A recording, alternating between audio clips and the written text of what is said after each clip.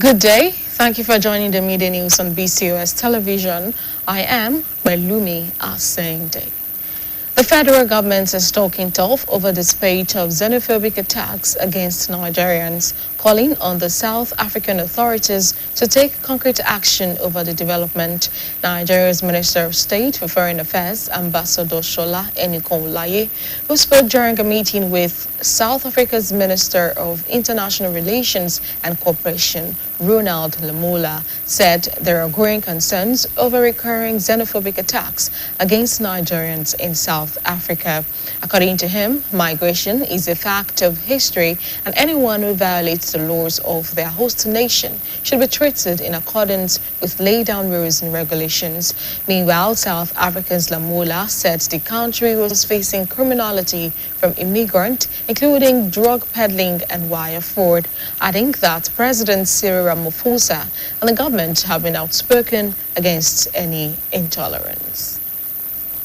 The House of Representatives ad hoc committee probing the controversial Presidential Foreign Investment Promotion Council has come under growing pressure to widen its investigation by inviting Chief of Staff to the President, Femi Gbajabiamila, even as lawmakers ordered the Inspector General of Police to produce the alleged promoter of the non-existent agency, Adeniyi Adeyemi, for questioning on Wednesday. The calls intensified after the committee have directed the Inspector General of Police, Olatunji Disu, to produce Adeyemi before lawmakers on Wednesday to answer questions arising from testimonies already received from senior government officials. The committee's investigation has so far featured appearances by the head of the Civil Service of the Federation, Mrs. Didi Wilson-Jack, Director General of the Budget Office of the Federation, Tanimu Yakubu, Director of Banking Services at the Central Bank of Nigeria,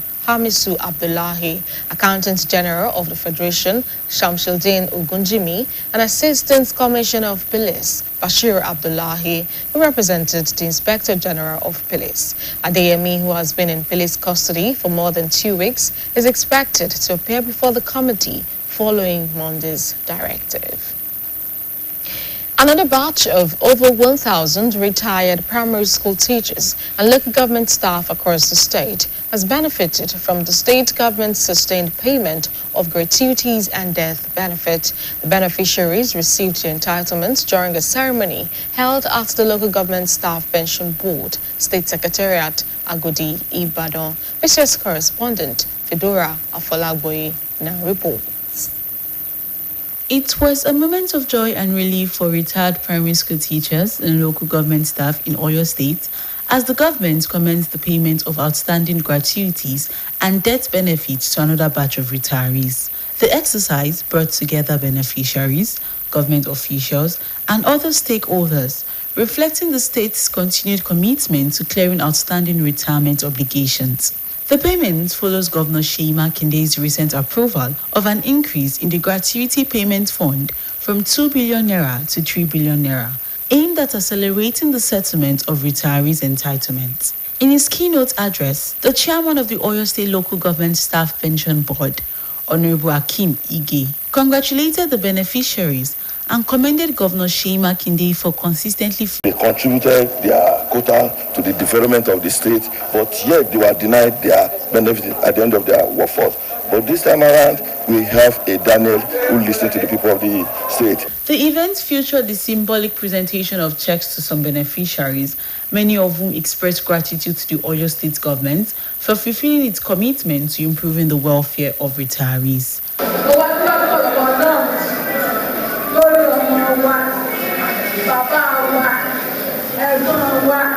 Kind gesture of our daddy, Governor Seyi Makinde, for he is paying our gratuity as at when due. Meanwhile, the Oyo State government has approved the commencement of the contributory pension scheme for workers employed from January 2025. Under the arrangement, the government will contribute 12%, while employees will contribute 8% as part of efforts to strengthen the state's pension system and guarantee a more secure retirement for its workforce. Fedora Afolagboyi, BCOS News. The Code of Conduct Bureau has made known its resolve to strengthen collaboration with the media in promoting ethical values and accountability during a courtesy visit to the management of the Broadcasting Corporation of Oyo State BCOS, Ibadan. The visit focused on building a stronger working relationship between both organizations while highlighting the role of the media in advancing transparency and good governance. Our reporter, Oyeshile Oloyede, was at the BCOS VIP room venue of the event. The Code of Conduct Bureau, a federal government agency established to promote integrity, transparency, and accountability in the public service through the enforcement of the Code of Conduct for public officers, as provided in the Constitution of the Federal Republic of Nigeria. As part of its stakeholder engagement, officials of the Bureau visited the Broadcasting Corporation of Oyo State to strengthen collaboration and seek media support in creating greater public awareness of its mandate and encouraging compliance with the ethical standards among public officers. Speaking during the visit, the Oyo State Director of the Code of Conduct Bureau, Mr. Bolaji Amal, said the Bureau remains committed to preventing corruption through continuous sensitization, public enlightenment, and enforcement of ethical standards in public service. He also stressed the constitutional requirement for the public officers to declare their assets upon assumption of office every 4 years while in service and at the end of their tenure. The Code of Conduct Bureau is Nigeria's foremost anti-corruption agency, which deals strictly with public officers, whether elected, appointed, or career public officers.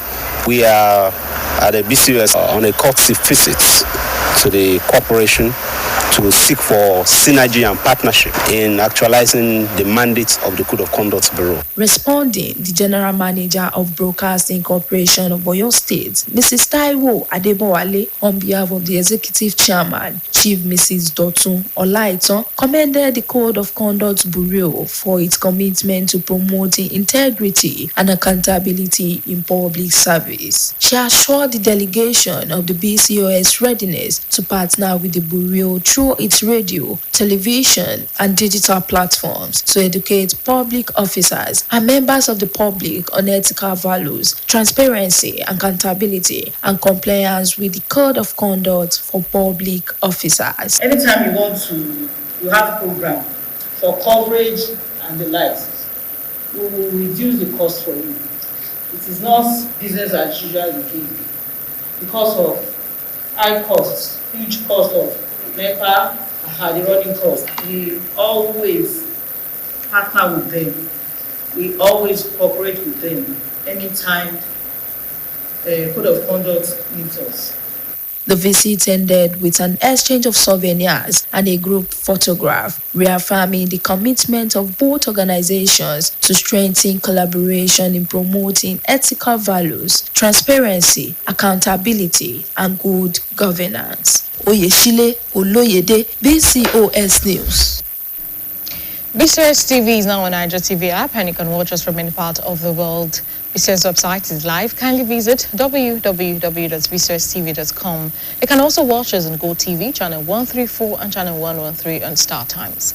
And now, before I go, security is everybody's business. If you see something, say something. And that ends the media news.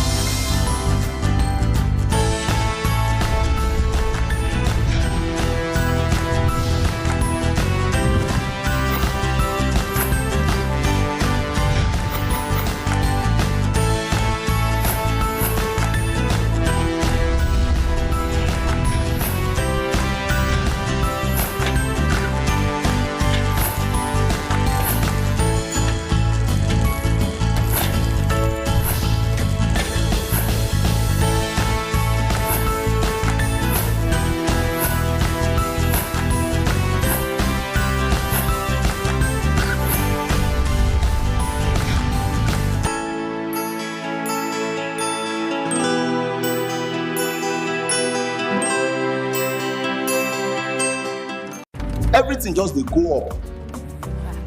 No good news for TV or radio again. Now wow. Even the generator where you dey use watch the TV sef go soon quench. Fuel don almost finish. Wetin man go do now? Lọ gba káàdì ìdìbò rẹ o. Go get your PVC. Go get your PVC. O lè kópa o nínú ètò ìdìbò tó ń bọ̀ 2027.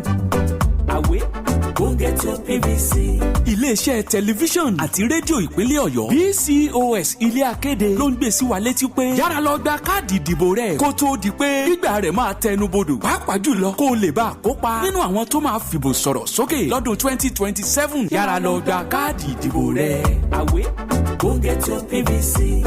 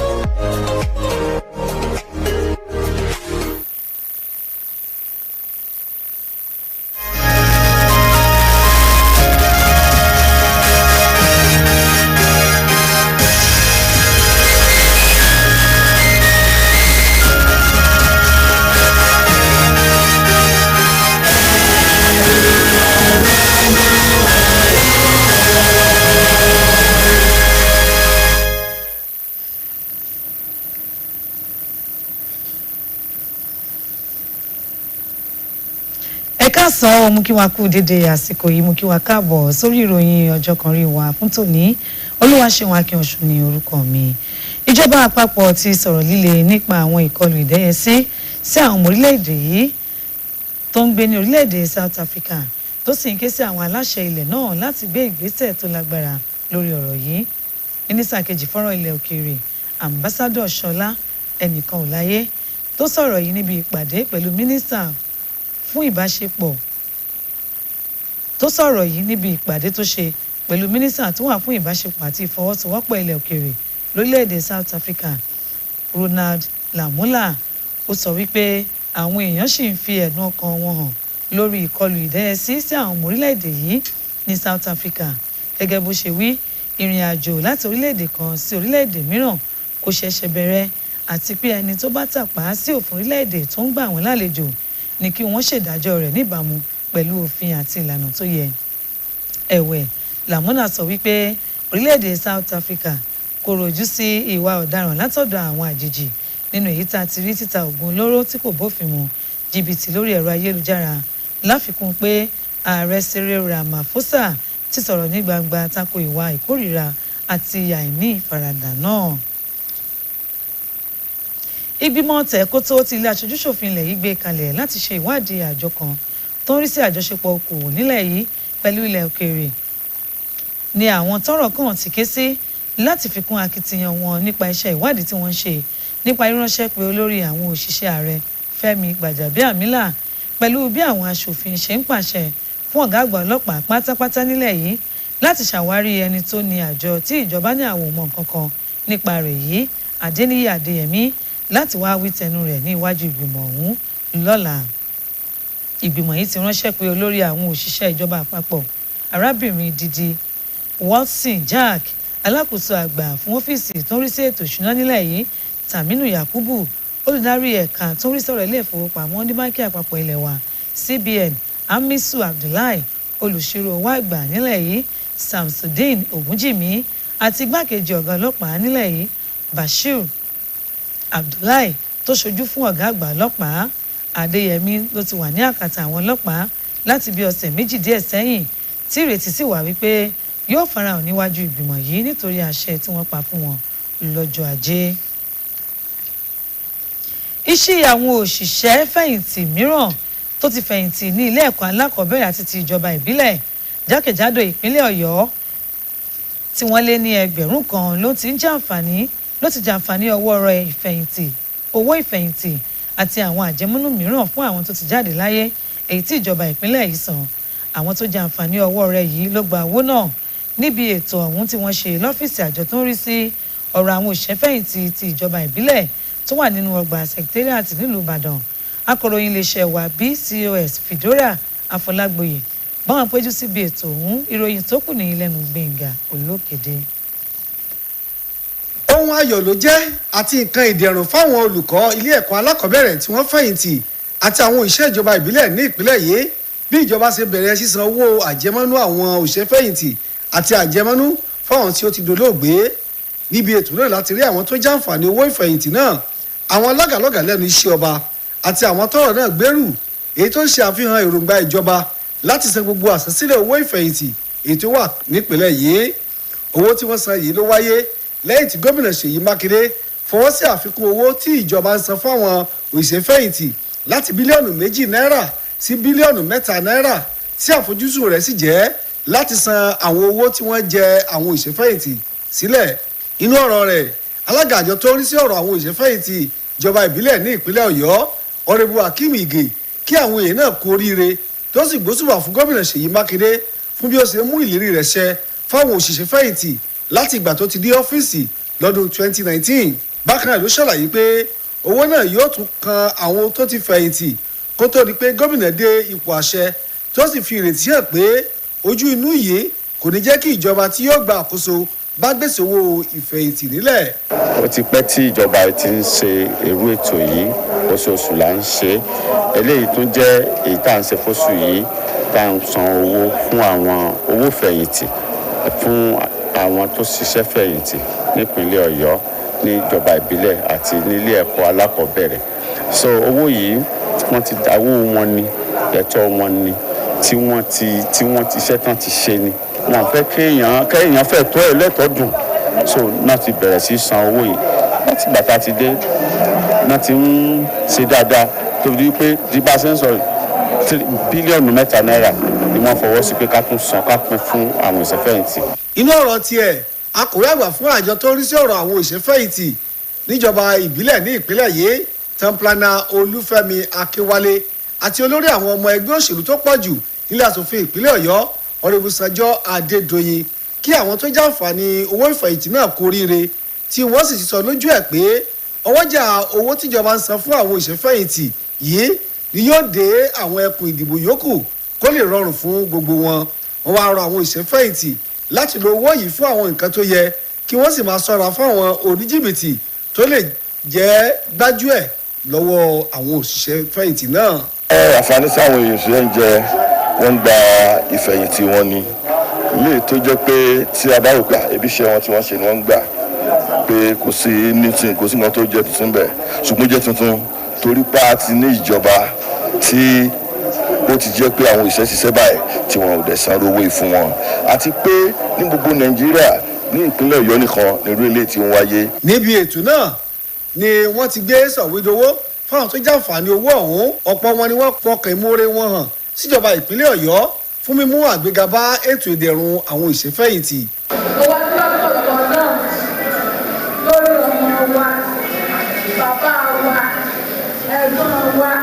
Bàbá dáadáa ni wọ́n sí wa, bàbá aláàánú, bàbá tí ó jẹ́ ká wà tí a fẹ̀yìntì ká kú bí adìyẹ. Wọ́n ràn wá lọ́wọ́ láti máa san owó ìfẹ̀yìntì wa nígbà tó yẹ. Wàyí o, ìjọba ìpínlẹ̀ Ọ̀yọ́ ti fọwọ́ sí kí wọ́n bẹ̀rẹ̀ ètò mọ̀dámọ̀dá fáwọn òṣìṣẹ́ tí ìjọba gbà síṣẹ́ láti oṣù kínní ọdún 2025. Lábẹ́ ètò náà, ìjọba yóò máa dá ìdá 12 nígbà tí òṣìṣẹ́ yóò máa dá ìdá 8 gẹ́gẹ́ bí ara yan láti mú àmúgbòrò bá ìlànà ètò ìfẹ̀yìntì nípínlẹ̀ Ọ̀yọ́. Gbénga Olókèdè ló ń ròyìn fún iléeṣẹ́ BCOS.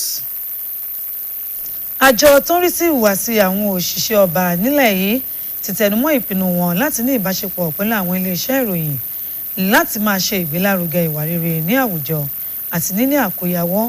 Wọ́n ṣe àlàyé ọ̀rọ̀ yìí lásìkò àbẹ̀wò ẹkú iṣẹ́ ìlú tí wọ́n ṣe sọ́dọ̀ ìgbìmọ̀ aláṣẹ iléeṣẹ́ wa BCOS. Èrèdí àbẹ̀wò náà sì ni láti ní àjọṣepọ̀ tó gíríkì láàrin iléeṣẹ́ méjèèjì tó sì ń tọ́ka sí ojúṣe iléeṣẹ́ ìròyìn nípa mímú ìgbéga bá àkóyawọ́ àti ètò ìṣèjọba rere ní àwùjọ wa. Akọ̀ròyìn iléeṣẹ́ wa BCOS Oyèsílẹ̀ Olóyèdé bọ́n péjú sí ẹnu àbẹ̀wò náà, àlàyé tó kù nìyí lẹ́nu Gbénga Olókèdé lẹ́ẹ̀kan sí i. Àjọ tó ń rí sí ìhùwàsí àwọn òṣìṣẹ́ ọba ló jẹ́ àjọ ìjọba àpapọ̀ tó mú àgbéga bá ìwà ọmọlúàbí àti ìṣirò iṣẹ́ ìríjú ẹni lẹ́nu iṣẹ́ ọba nípa títẹ̀lé ìlànà ìhùwàsí àwọn òṣìṣẹ́ ọba gẹ́gẹ́ bó ṣe wà nínú ìwé òfin ilẹ̀ wa Nàìjíríà. Gẹ́gẹ́ bí ìṣe àwọn tọ́rọ̀ náà gbèrú, àwọn lọ́gàlọ́gà àjọ náà ṣàbẹ̀wò sí iléeṣẹ́ rédíò àti tẹlifíṣàn ìpínlẹ̀ Ọ̀yọ́ BCOS láti ní àjọṣepọ̀ àti láti béèrè fún àtìlẹ́yìn èyí tí yóò jẹ́ kí àwọn aráàlú mọ ohun tí í ṣe ojúṣe wọn tí wọn yóò sì tún jẹ́ kóríyá láti tẹ̀lé ìlànà iṣẹ́ láàrin àwọn òṣìṣẹ́ ọba. Nígbà tó ń sọ̀rọ̀ lásìkò àbẹ̀wò náà, olùdarí àjọ tó ń rí sí ìhùwàsí àwọn òṣìṣẹ́ ọba ẹ̀ka ti ìpínlẹ̀ Ọ̀yọ́ ọ̀gbẹ́ni Bọ́lájí Àmọ̀ọ́ ní ohun tó mú láyà àjọ náà ni láti pinwọ́ ìwà àjẹbánu láti pàṣẹ ètò ìtanijí, ìlanilọ́yẹ̀ àti ṣíṣe àmúlò àwọn ìlànà tó de iṣẹ́ ọba. Ó sọ ọ́ di mímọ̀ pé ìwé òfin ilẹ̀ wa Nàìjíríà ti ní gbogbo àwọn òṣìṣẹ́ ọba gbọ́dọ̀ máa kéde dúkìá wọn láàrin ọdún mẹ́rin tí wọ́n bá ti bẹ̀rẹ̀ iṣẹ́ àti lẹ́yìn tí wọ́n bá parí iṣẹ́ pẹ̀lú ìjọba. Ilé-iṣẹ́ tí àwa ti ń ṣiṣẹ́ tí à ń pè ní Code of Conduct Bureau, òun ni a gbé kalẹ̀ látọwọ́ òfin wípé gbogbo òṣìṣẹ́ ìjọba pátápátá wọ́n ní láti jẹ́ ẹni tí ó jẹ́ olótìtọ́ àti olódodo nínú iṣẹ́ ìríjú wọn, àti wípé kí wọ́n máa fi ọwọ́ sí ìwé àkọsílẹ̀ dúkìá nílé iṣẹ́ wa ní bí òfin ṣe là sílẹ̀ fún wọn. Nígbà tó ń fèsì, ọ̀gá àgbà iléeṣẹ́ BCOS arábìnrin Táíwò Adébọ̀wálé tó ṣojú alága iléeṣẹ́ wa BCOS olóyè arábìnrin Dọ̀tun Ọláìtàn gbósùbà fún àjọ tó ń rí sí ìhùwàsí àwọn òṣìṣẹ́ ọba fún iṣẹ́ takuntakun tí wọ́n ń ṣe láti mú àgbéga bá ìwà àkóyawọ́ àti ìwà ọmọlúàbí lẹ́nu iṣẹ́ ọba.